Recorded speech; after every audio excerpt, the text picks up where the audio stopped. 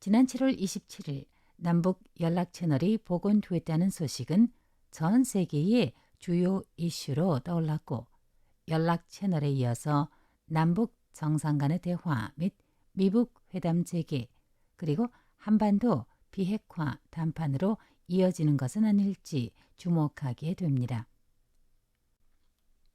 남북 대화가 거의 끊긴 상황 아래서 1953년 한국전쟁 정전협정을 체결한 지 68주년을 맞는 7월 27일에 상호 간의 연락 채널이 복원됐다는 건 특별한 의미를 가졌다고 여겨집니다.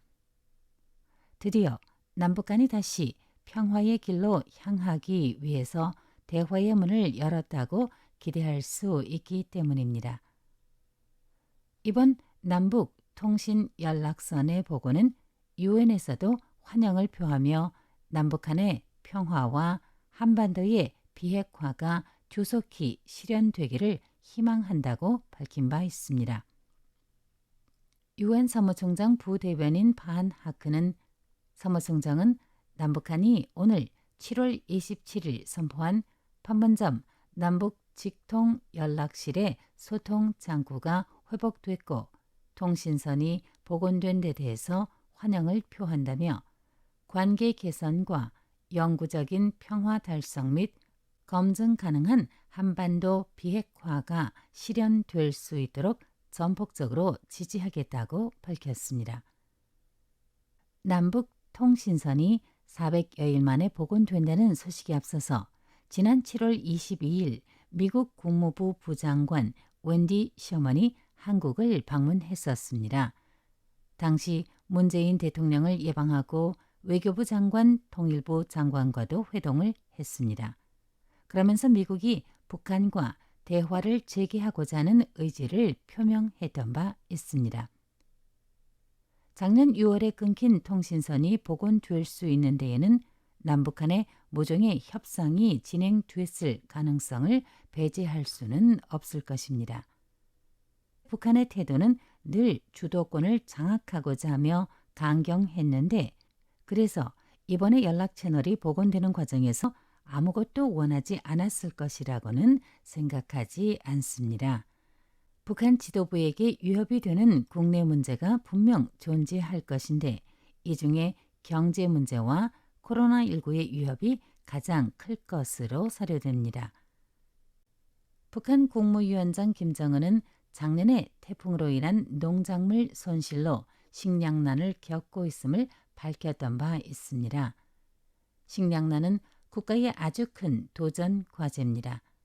거기에 국제 제재와 코로나19의 충격이 겹쳐 북한 국내에 직면한 타격은 극심할 것이라고 믿어집니다. 미국은 북한의 핵무기 해제와 미사일 프로그램의 중단을 놓고 협상하고자 하지만 북한의 입장에서는 미국이 반드시 먼저 제재를 풀어줄 것을 원하고 있어서 남북한과 미국 또는 미북談判이 재개될 수 있을지는 조금 더 관찰해 볼 여지가 있습니다. 웬디 셔먼 부장관은 우리는 북한 국민이 코로나19로 인해서 직면한 모든 어려운 상황과 그들의 식량 안전 보장에 가하는 의미가 무엇인지에 대해서 동정하며 우리는 북한 국민들이 더 나은 결과를 얻을 수 있기를 희망한다라고 말했습니다. 북한과의 관계 개선 성과는 문재인 현임 한국 대통령의 중요한 정치 업적입니다. 2018년 4월 판문점 회담에 이어서 불과 한 달 후인 5월에 또 만났고 9월에도 만났습니다. 당시 한반도의 평화와 번영 그리고 통일은 금방이라도 성사될 듯 분위기는 화기애애했고 양측 모두 적극적인 태도였습니다. 문재인 대통령이 주선의 역사적인 미북 정상회담도 이루어냈습니다. 하지만 북한이 미국이 원하는 대북 제재 해제와 미국이 북한에 원하는 완전하고 검증 가능하며 불가역적인 핵 폐기에 대한 입장 차이가 컸습니다. 하노이 회담은 빅딜에서 노딜로 협상이 파기돼 한반도 평화 프로세스도 중단되다시피 했습니다.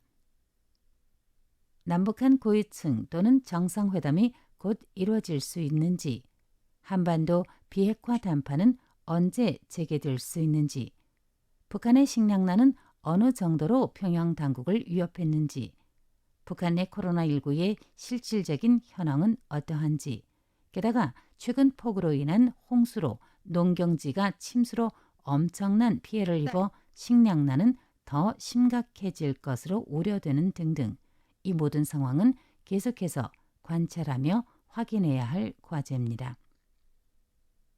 원고 작성 보도의 백점이었습니다.